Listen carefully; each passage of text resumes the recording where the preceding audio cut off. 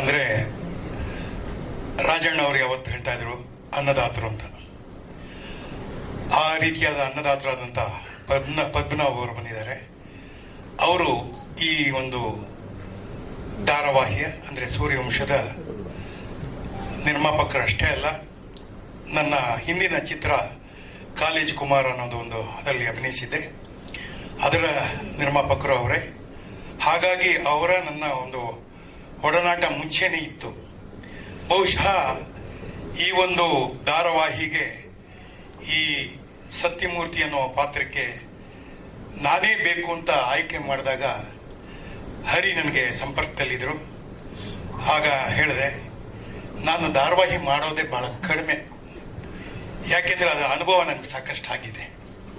ಅಂದರೆ ಅದೇನು ಕೆಟ್ಟ ಅನುಭವ ಅಂತ ಹೇಳಲ್ಲ, ಬಟ್ ನನ್ನ ಅನುಭವದ ಬಗ್ಗೆ ಹೇಳಬೇಕು ಅಂತಂದರೆ ಹಲವಾರು ಸಾರಿ ನಾನು ರಾಮಸ್ವಾಮಿ ಅವ್ರ ಹತ್ರ ಮಾತಾಡ್ತಾ ಇದ್ದೆ.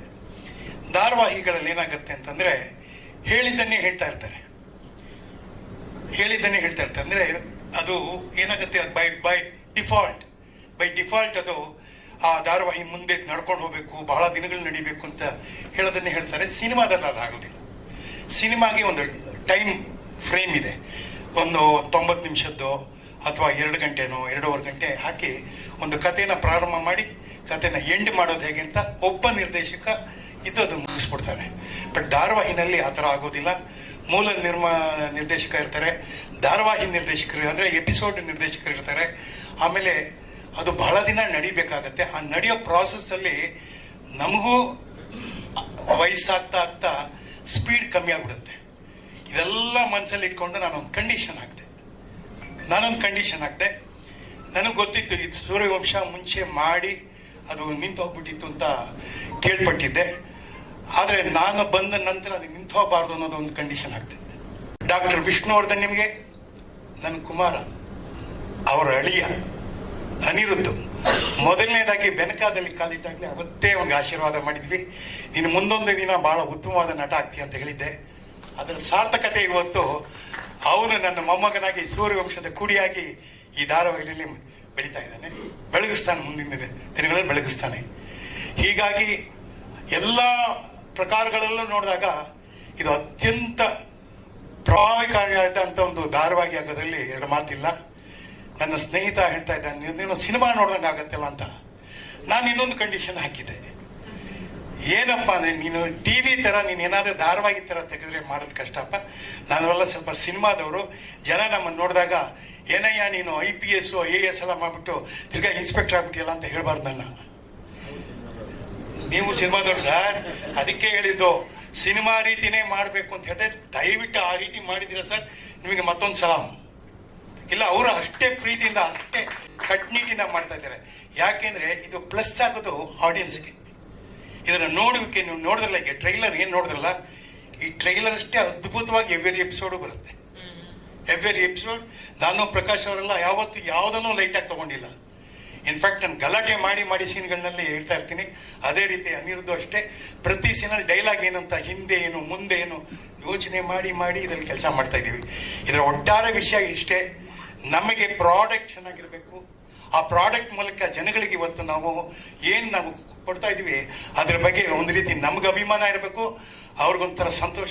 ಪಾತ್ರಗಳು ಯಾಕೆ ಹೇಳ್ತಿದ್ದೀನಿ ಅಂತಂದರೆ ಅದು ಬಹುಶಃ ನೀವು ನೋಡಿದ್ಮೇಲೆ ನಿಮ್ಗದು ಗೊತ್ತಾಗುತ್ತೆ. ತುಂಬ ವಿಶಿಷ್ಟವಾಗಿರ್ತಕ್ಕಂಥ ವೈವಿಧ್ಯಪೂರ್ಣವಾಗಿರ್ತಕ್ಕಂಥ ಪಾತ್ರಗಳು. ಬಹಳ ಆಸಕ್ತಿಯಿಂದ, ಬಹಳ ಛಲದಿಂದ, ತುಂಬ ವಿಶ್ವಾಸದಿಂದ ಇದನ್ನು ನಾನು ಮಾಡ್ತಾ ಇದ್ದೀನಿ. ಈ ಶೀರ್ಷಿಕೆ ಬಗ್ಗೆ ಈಗಾಗಲೇ ಎಲ್ಲರೂ ಹೇಳಿದ್ದಾರೆ. ಸೂರ್ಯವಂಶ ತುಂಬ ಸಕಾರಾತ್ಮಕವಾಗಿರ್ತಕ್ಕಂಥ ಶೀರ್ಷಿಕೆ. ಈಗಾಗಲೇ ಜನ ಮೆಚ್ಚುಗೆಯನ್ನು ಪಡೆದಿರ್ತಕ್ಕಂಥ ಒಂದು ದಾಖಲೆಯನ್ನು ಸೃಷ್ಟಿ ಮಾಡಿರ್ತಕ್ಕಂಥ ಸಿನಿಮಾ ಶೀರ್ಷಿಕೆ. ಇದು ಎಲ್ರಿಗೂ ಎಷ್ಟು ಹತ್ರನೋ ಅದಕ್ಕಿಂತ ಬಹುಶಃ ಮತ್ತಷ್ಟು ಮಗದಷ್ಟು ಅದು ನನಗೆ ಹತ್ರ. ಎಲ್ರಿಗೂ ಗೊತ್ತಿರೋ ಹಾಗೆ ಅದರಲ್ಲಿ ಆ ಸಿನಿಮಾದಲ್ಲಿ ಅಪ್ಪ ಅವರು ಸಾಹಸ ಸಿಂಹ ಡಾಕ್ಟರ್ ವಿಷ್ಣುವರ್ಧನ್ ರವರು ಅಭಿನಯಿಸಿರೋದ್ರಿಂದ ಆ ಒಂದು ಶೀರ್ಷಿಕೆ ನನಗೆ ತುಂಬ ಹತ್ರ. ಆ ಒಂದು ಶೀರ್ಷಿಕೆಯ ಧಾರಾವಾಹಿ ಅದರಲ್ಲಿ ನಾನು ಅಭಿನಯಿಸಬೇಕು ಅಂತಂದರೆ ಅದು ನನಗೆ ಹೆಚ್ಚಿಗೆ ಒಂದು ಜವಾಬ್ದಾರಿ ಕೂಡ ಕೊಡುತ್ತೆ. ಆ ಜವಾಬ್ದಾರಿಯ ಜೊತೆಗೆ ಸಾಕಷ್ಟು ಪ್ರೀತಿ, ಸಾಕಷ್ಟು ಹಾರೈಕೆ, ಆಶೀರ್ವಾದದ ಜೊತೆಗೆ ಸಾಕಷ್ಟು ಅಪೇಕ್ಷೆ ಕೂಡ ಇದೆ. ಆ ಅಪೇಕ್ಷೆಗಳನ್ನು ನಾವು ಪೂರೈಸೋದಕ್ಕೆ ನಾನು, ನಮ್ಮ ಇಡೀ ತಂಡ, ಮೊದಲಿಗೆ ನಮ್ಮ ವಾಹಿನಿ ಸೆಲ್ವಂ ಸರ್ ಆಗಿರಬಹುದು, ವಿಜಯ್ ಕುಮಾರ್ ಸರ್, ಹರೀಶ್ ಸರ್, ವಂದನಾ ಮೇಡಮ್, ನಮ್ಮ ಇಡೀ ತಂಡ, ದೊಡ್ಡ ತಂಡನೇ ಇದೆ. ಜೊತೆಗೆ ನಮ್ಮ ಅನ್ನದಾತ ಪದ್ಮನಾಭ್ ಸರ್ ಅವರು ಮತ್ತು ನಮ್ಮ ನಿರ್ದೇಶಕರು ಹರಿಸಂತು ಸರ್, ಆಮೇಲೆ ಪ್ರಕಾಶ್ ಸರ್, ಹಾಗೂ ನಮ್ಮ ಇಡೀ ತಾಂತ್ರಿಕ ವರ್ಗ, ನಾವೆಲ್ಲರೂ ತುಂಬ ಛಲದಿಂದ ಇದನ್ನು ಮಾಡ್ತಾ ಇದ್ದೀವಿ. ವಿಜಯ್ ಕುಮಾರ್ ಸರ್ ಮೊಟ್ಟ ಮೊದಲಿಗೆ ಅವರು, ಆಮೇಲೆ ಹರೀಶ್ ಸರ್ ಇಬ್ಬರು ನನಗೆ ಕರೆ ಮಾಡಿ ಹೇಳಿದ್ರು, ಬಹುಶಃ ಇದು 1 ವರ್ಷದಿಂದ ನಡೀತಾ ಇದೆ, ಈ ಧಾರಾವಾಹಿ ಮಾಡಬೇಕು ಅಂತ. ಪ್ರತಿ ತಿಂಗಳು ಅವರು ನನಗೆ ಫೋನ್ ಮಾಡೋರು, ಕರೆ ಮಾಡಿ, ಪ್ರತಿ ತಿಂಗಳು ಕರೆ ಮಾಡಿ ಕೇಳೋರು, ಸೂರ್ಯವಂಶ ಮಾಡೋಣವಾ ಅಂತ. ಮಾಡೋಣ ಸರ್. ಆಮೇಲೆ ನಂದು ಸಿನಿಮಾ ಶುರುವಾಯಿತು, ಶೆಫ್ ಚಿದಂಬರ ಸಿನಿಮಾ ಶುರುವಾಯಿತು. ಸಿನಿಮಾ ಮಾಡೋವಾಗಲೂ ಕರೆ ಮಾಡ್ತಾಯಿದ್ರು, ಪ್ರತಿ ತಿಂಗಳು 1 ಕರೆ ಮಾಡ್ತಾಯಿದ್ರು ಅವರು. ಈಗ ನೀವು ಸಿನಿಮಾ ಮಾಡ್ತಿದ್ದೀರಿ, ಧಾರಾವಾಹಿ ಮಾಡೋದಕ್ಕೆ ಆಸಕ್ತಿ ಇದೆಯಾ? ಖಂಡಿತ ಇದೆ ಸರ್, ನನಗೆ ಧಾರಾವಾಹಿ ತುಂಬ ಕೊಟ್ಟಿದೆ. ನನಗೆ ಮನೆಗಳಲ್ಲೂ ನಾನು ಹೋಗೋದಕ್ಕೆ ಅದು ತುಂಬ ನನಗೆ ಸಾಥ್ ಕೊಟ್ಟಿದೆ. ಹಾಗಾಗಿ ನಾನು ಧಾರಾವಾಹಿ ಯಾವತ್ತೂ ಮರೆಯಲ್ಲ, ಕಿರುತೆರೆ ಯಾವತ್ತೂ ಮರೆಯಲ್ಲ. ನಾನು ಖಂಡಿತವಾಗ್ಲೂ ಮಾಡ್ತೀನಿ. ಸರಿ, ಒಂದು 3 ತಿಂಗಳ ಹಿಂದೆ ಆ 1 ತಿಂಗಳಲ್ಲಿ ಅವರು 2 ಬಾರಿ ಕರೆ ಮಾಡಿದ್ರು. ಹಾಗಾದರೆ ಇದು ನಿಜವಾಗ್ಲೂ ಮಾಡ್ತಾರೆ ಅನ್ನೋ ಒಂದು ಭರವಸೆ ಉಂಟಾಯಿತು. ಕರೆದ್ರು, ಬರ್ತೀರಾ ಕಚೇರಿಗೆ, ಬರ್ತೀರಾ ಮಾತಾಡೋಣ ಅಂತ ಹೇಳಿದ್ರು. ಹೋದೆ ನಾನು. ಸುಂದರರಾಜ್ ಸರ್ ಅವರು ಒಂದಿಷ್ಟು ಕಂಡೀಷನ್ಸ್ಗಳನ್ನೇನೋ ಹಾಕೊಂಡಿದ್ರಲ್ಲ, ನಂದು ಒಂದಿಷ್ಟು ಕಂಡೀಷನ್ಸ್ ಇತ್ತು. ಅವರ ಶಕ್ತಿಯನ್ನು ಅವ್ರಿಗೆ ತೋರಿಸ್ಕೊಟ್ಟೆ ನಾನು. ಉದಯ ವಾಹಿನಿ ನಮ್ಮೆಲ್ಲರಿಗೂ ಗೊತ್ತಿರೋ ಹಾಗೆ ದೂರದರ್ಶನ ಆದ ಮೇಲೆ ಮೊಟ್ಟ ಮೊದಲ ವಾಹಿನಿ ಇದು. ಅದಾದ ಮೇಲೆ ಸಾಕಷ್ಟು ಬೇರೆ ಬೇರೆ ವಾಹಿನಿಗಳು ಹುಟ್ಕೊಂಡು, ಉದಯ ವಾಹಿನಿಯ ಶಕ್ತಿ ಏನಿದೆ ಇಡೀ ದಕ್ಷಿಣ ಭಾರತದಲ್ಲಿ ಪ್ರತಿಯೊಂದು ರಾಜ್ಯದಲ್ಲೂ ಅದು ತುಂಬ ಉನ್ನತ ಸ್ಥಾನದಲ್ಲಿದೆ. ಅದಕ್ಕಿರುವಂಥ ಶಕ್ತಿ ಬಹುಶಃ ಬೇರೆ ಯಾವ ವಾಹಿನಿಗೂ ಇಲ್ಲ. ಅದರ ಅರಿವು ನಾನು ಅವ್ರಿಗೆ ಮಾಡಿಕೊಟ್ಟೆ.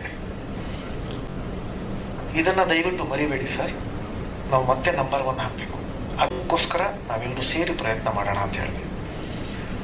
ಆ ಒಂದು ಛಲ ತಮ್ಮಲ್ಲಿ ನಾನು ನೋಡಬೇಕು ಅಂತ ಕೇಳಿಕೊಂಡೆ ಅವರನ್ನು. ಎಷ್ಟೋ ಬಾರಿ ಏನಾಗುತ್ತೆ, ಧಾರಾವಾಹಿ ಪ್ರಾರಂಭ ಮಾಡ್ತಿರ್ಬೇಕಾದ್ರೆ ಇರತಕ್ಕಂಥ ಛಲ, ಒಂದು ಹುಮ್ಮಸ್ಸು ಏನಿರುತ್ತೆ, ಉತ್ಸಾಹ ಏನಿರುತ್ತೆ, ಅದು ಹೋಗ್ತಾ ಹೋಗ್ತಾ ಕಡಿಮೆ ಆಗುತ್ತೆ.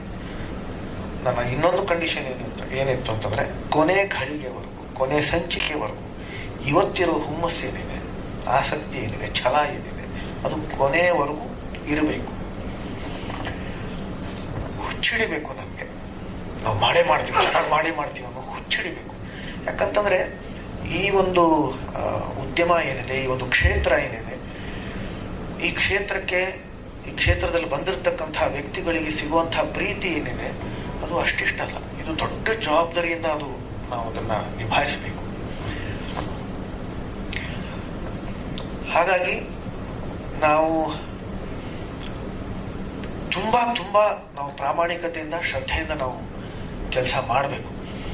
ನಾನು ಅದನ್ನು ಅವರಿಗೆ ಹೇಳಿದಾಗ ಅವರು, ಇಲ್ಲ, ಅದು ಹಿಂದೆ ನಾವು ಯಾಕೆ ಹಿಂದುಳಿದ್ವು ಅನ್ನೋದಕ್ಕೆ ಬಹುಶಃ ನಾವೇ ಜವಾಬ್ದಾರಿ, ನಮ್ಮದೇ ತಪ್ಪು ಅಂತ ಅವರೇ ಒಪ್ಕೊಂಡ್ರು.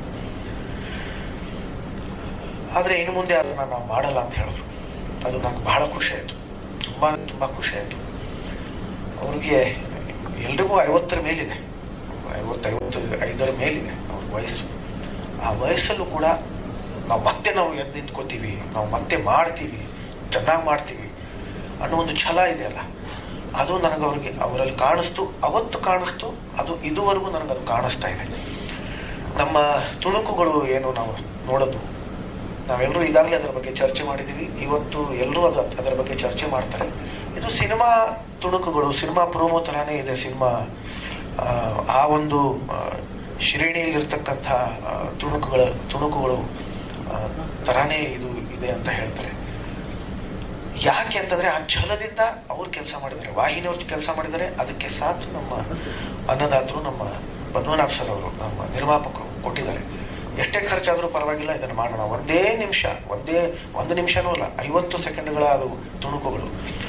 ಆದರೆ ಅದು ಏನಪ್ಪ ಇದು ಸಿನಿಮಾನ, ಇದು ಧಾರಾವಾಹಿನ ಅನ್ನೋ ಥರದಲ್ಲಿ ಅದರದ್ದು ಚಿತ್ರೀಕರಣ ಮಾಡಿದ್ದಾರೆ. ಬೇರೆ ವಾಹಿನಿಯವರು ಕೂಡ ಈ ತುಣುಕುಗಳ ಬಗ್ಗೆ ಮಾತಾಡ್ತಾ ಇದ್ದಾರೆ, ಏನ್ ಮಾಡ್ತಾ ಇದ್ದಾರೆ ಅಂತ. ನಮ್ಮ ವಾಹಿನಿಯವ್ರನ್ನೇ ಕೇಳ್ತಾ ಇದ್ದಾರೆ, ಏನಿದ್ರದ್ದು ಕಥೆ ಏನು ಅಂತ. ಬೇರೆ ವಾಹಿನಿಯವ್ರು ಕರೆ ಮಾಡಿ ಕೇಳ್ತಾರೆ, ಏನಿದ್ರದ್ದು ಕಥೆ ಏನು, ಯಾವ ಬರುತ್ತೆ ಇದು ಅಂತ. ಇಷ್ಟೊಂದು ಉತ್ಸಾಹ ಬೇರೆಯಲ್ಲಿ ಅದು ಉಂಟಾಗಿದೆ ಅಂತಂದ್ರೆ ಅದಕ್ಕೆ ಕಾರಣ ನಮ್ಮ ವಾಹಿನಿ, ನಮ್ಮ ನಿರ್ಮಾಪಕರು, ನಮ್ಮ ಇಡೀ ತಂಡ. ಈ